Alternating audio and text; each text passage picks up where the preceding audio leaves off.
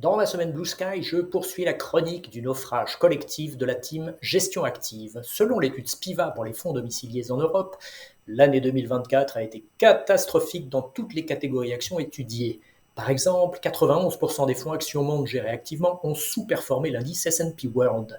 Plus grave, ce n'est pas plus brillant sur plus longue période. Dans la même catégorie, 95,66% des fonds gérés activement ont fait moins bien que l'indice sur 5 ans, le taux montant même à 97,37% sur 10 ans.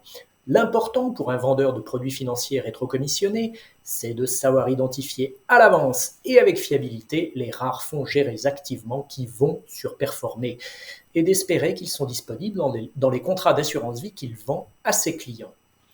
Nous allons maintenant faire une minute de silence pour les clients de ces vendeurs. 30 secondes pour toute la sous-performance passée et 30 secondes pour ce qui les attend avec la version démocratisée de fonds investissant dans des actifs non cotés dont ils ont actuellement un avant-goût avec les SCPI. Je m'intéresse aussi aux deux acceptions du terme investir en prenant l'exemple des fonds de défense alors que la thématique du réarmement de l'Europe est au premier plan. Première acception, s'exposer au potentiel du secteur en bourse. C'est possible avec des ETF indiciels. Celui qui vient d'être lancé par WisdomTree a atteint près de 500 millions d'euros d'encours en moins de 4 semaines.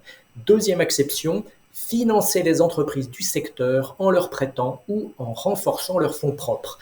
C'est ce que se propose de faire le fonds BPI France Défense qui sera réservé aux particuliers. J'attends avec impatience de connaître les détails du fonctionnement de ce fonds.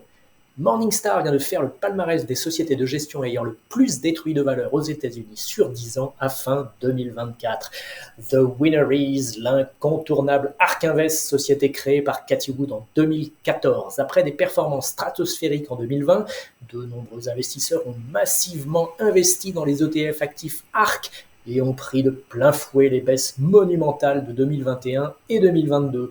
Bilan, plus de 13 milliards de dollars incinérés du fait du comportement moutonnier des investisseurs, dont 7 milliards de dollars pour le seul Ark Innovation ETF, plus fort que Serge Gainsbourg quand il brûla un billet de 500 francs à la télévision en 1984. Comme le disait avec justesse le grand Ben Graham, le principal problème de l'investisseur et même son pire ennemi, c'est probablement lui-même.